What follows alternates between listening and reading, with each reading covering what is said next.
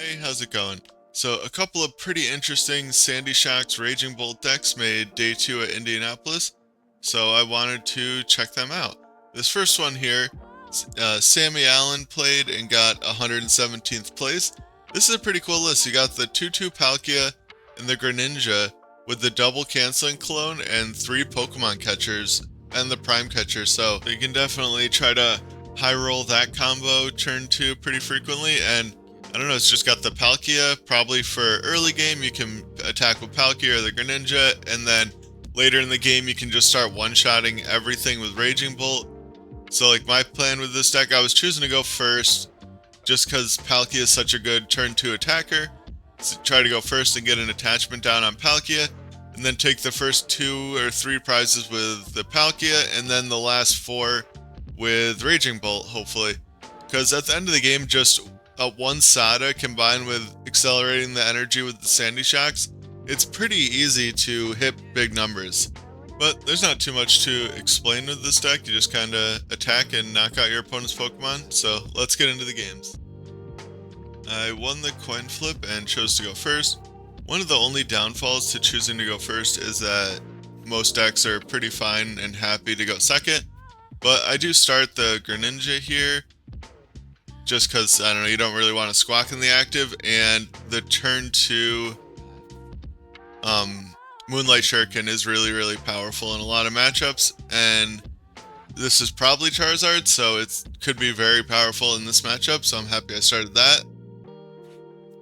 One of the harder decisions to start in this deck, like if you have Greninja and Palkia in your hand, you don't know what to start, it's kind of just safe to go with Greninja because it's only one retreat. But I do get the Palkia down like I wanted to. Now I would like to get a couple water energy in the discard pile. Get the heavy ball, that's pretty nice. Now Mew could be a good attacker in this matchup, but not till they're down to 1 prize, so there's no point in benching it now. It's just a free 2 prizes for what we're assuming is a Charizard deck. I just bench my Pokemon because there's a good chance I get Iono this turn. Like, they want to play Arven, but you never know, and they're just going to slam an Iono. And we got no water energy in the discard pile that turn, that sucks. It's really nice to get 1 or 2 into the discard pile with any Palkia deck turn 1, but that just didn't happen this game. They do grab Forest Buddy PAF in, and they immediately grab the Manaphy, which is unfortunate. But it is Charizard, I guess that's better. We're happy to see that over Control, because I did bench the Squawkabilly, and that's a pretty solid lose condition against Control. I was kind of considering that, but I kind of need to use it to draw cards. My hand wasn't the best. We didn't have too much going on. And I really wanted to try and get an Earthen Vessel and get a couple waters in the discard pile. Like, if I could just flip a Catcher Heads and get one of the Canceling Clones here, that would be pretty devastating. And we do top deck Irida. That's pretty nice. I'm going to play the Pokégear. This seems like a bad sequence, but I'm really just trying to thin my deck out as much as I can to get water energy into the discard and to try and get Canceling Cologne. Like, more catchers than Canceling Cologne. So, I can Greninja here, see what I hit. And I don't quite hit anything useful, but I do get enough energy to get this playoff, so I go for the catcher. And I flip tails, which is unfortunate. If I had flipped heads there, though, I would have brought up the Manaphy and Irida for the Palkia, or whatever Pokemon, and the Canceling Cologne, and then Ultra Balled away the water, and just accelerated the 2 water to the Greninja and attached Lightning. And Canceling Cologne the Manaphy and knocked out both the Charmanders, but now I can't do that, so I still have to attack with Palkia. Or, I decide to attack with Palkia now. And I'm probably going to knock out that Rotom just for, pacing purposes. And I can Ultra Ball, get down another Raging Bolt. Oh no, I don't end up getting down the Raging Bolt. Maybe that's a mistake. I don't know if it really matters at this point. But the Raging Bolt would be nice to have down. Oh, I do bench the Mew, because I'm going pretty aggressive, and I draw the other water with no way to discard it, so that's kind of unfortunate. But I just opt for the 2 prizes, right away. Now benching the Mew, I'm not sure if that's a mistake or not. Oh, I already have the Squawkabilly down. I'm an idiot. Yeah, so might as well bench the Mew. There's no point not to. There's Charizard can knock out any of my bench Pokemon right now. I kind of brain farted on that, but they of course get the Candy Pidgeot, Candy Zard. But we're ahead 2 prizes, and that's not a bad spot against Charizard.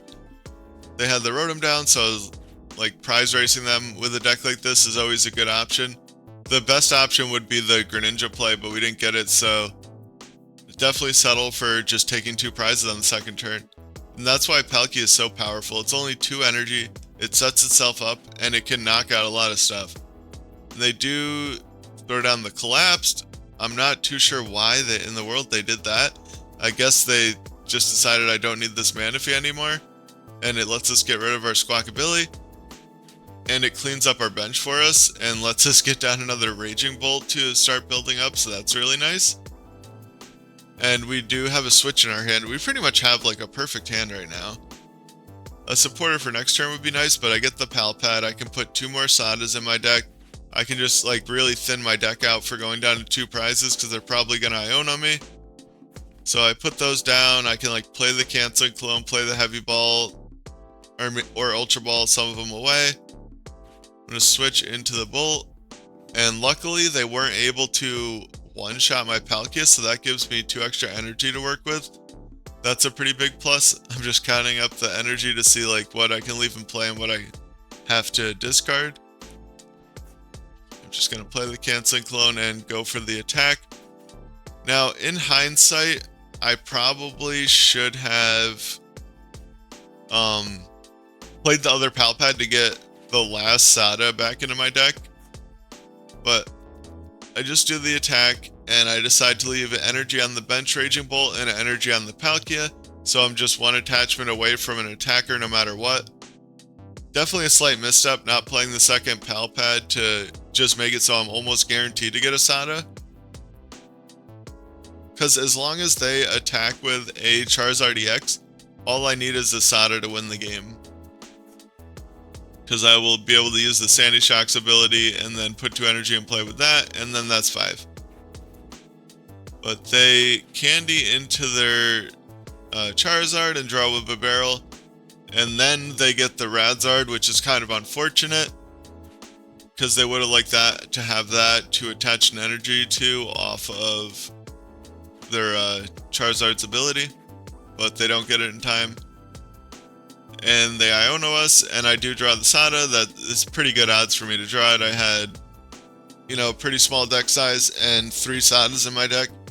I should have had 4 in my deck, but, you know, sometimes you don't play the second Pal Pad.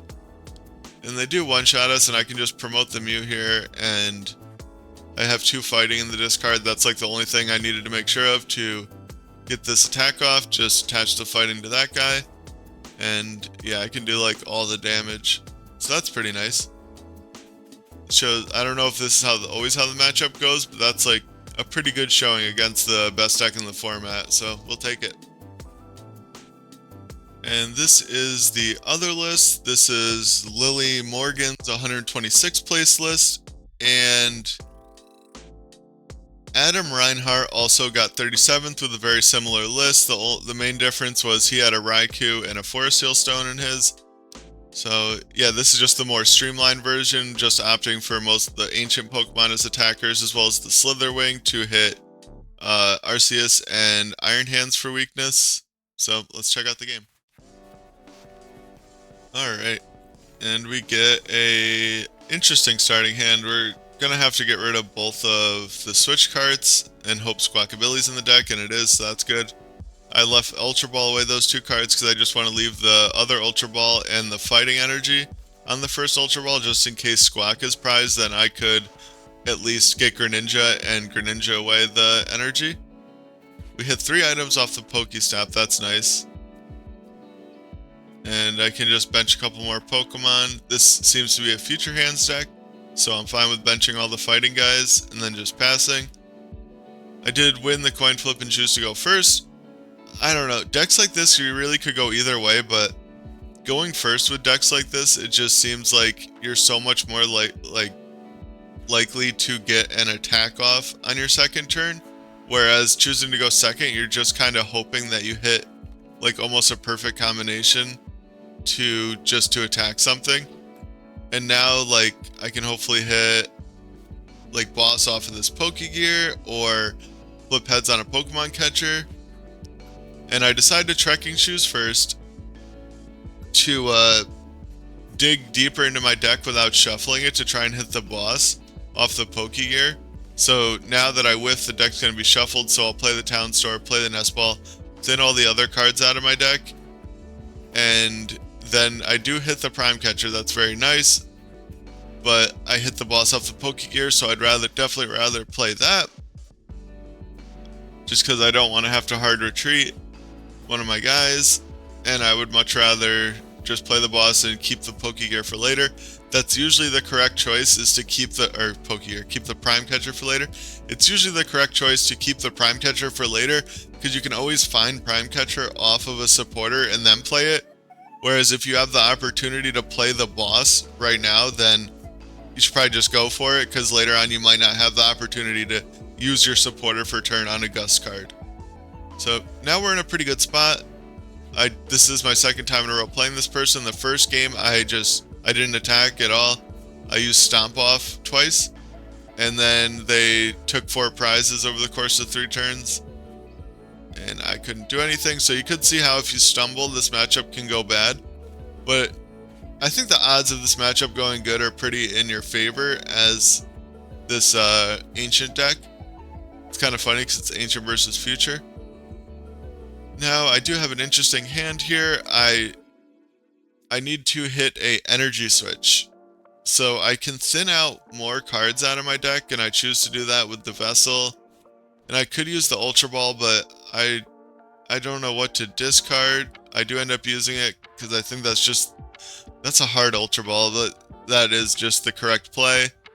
And I'm just putting a ton of energy in the discard pile, which you do want in a deck like this, but it's easy to go a little too far with discarding the energy and then not having anything to attach for turn. And I'm just debating on what Pokemon to attach to. I do just do the Raging Bolt, because if I get the energy switch, I can just attach the fighting from my hand to my Sandy Shocks. But I don't want to leave one of my energies in the active spot right now. It just sucks, because if they just took 2 prizes last turn, it would be so much easier for me to knock them out, ironically. I could knock them out with Raging Bolt, with using the acceleration ability on both these Sandy Shocks. But I do have to pass for a turn. So that, you hate to see that. That always feels terrible. And they are going to boss up my Squawk and take 3 prizes. So that's terrifying. Now I basically need to hit Lost Vacuum, the 1-of Lost Vacuum. I do have, quite a few draws at least, and I do see that it's in there. There's only 16 cards in deck. I have pretty good odds.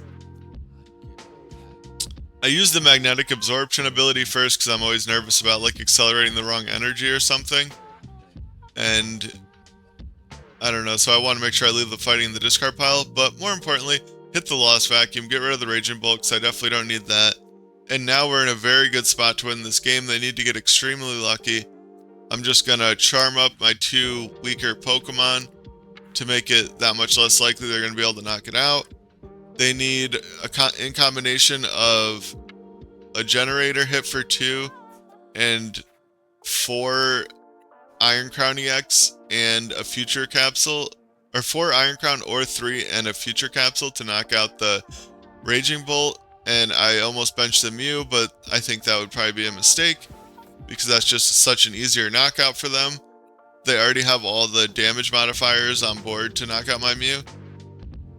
So the one unfortunate part about a deck like this is it's kind of hard to play Iono later in the game because that's like when your Sadas are getting the most value. We could have played it if we had it in our hand that turn, but they do hit the Generator for 2, so that's terrifying. So they should have almost all the cards that they need to bring up this Raging Bolt, but luckily for us, they don't. Practice were tied on prizes, and they use their 1 boss, and a lot of these future decks only play 1 boss and one boss encounter catchers. So when we're tied on prizes, it's so much less likely that they're going to be able to gust us up. And I am just able to prime catcher up their Iron Hands and knock it out for the last 2 prizes. It's kind of cool seeing these decks at least like making day 2. The one guy got 37th with one of them. So that's pretty cool to see. I don't know. A lot of people say Raging Bolt flopped, and for all intents and purposes it kind of did. But I think it is a better card than people give it credit for. I really like the Raging Bolt Lost Zone deck. I think it's quite good. And just being able to one-shot anything in the format for 5 energy isn't that bad either. A lot of the cards like this in the past have just required more energy to do it. And with the Sandy Shacks and stuff, it's like not the hardest thing in the world to get all those energies into play. But that is the Ancient decks. Take care and have a good one.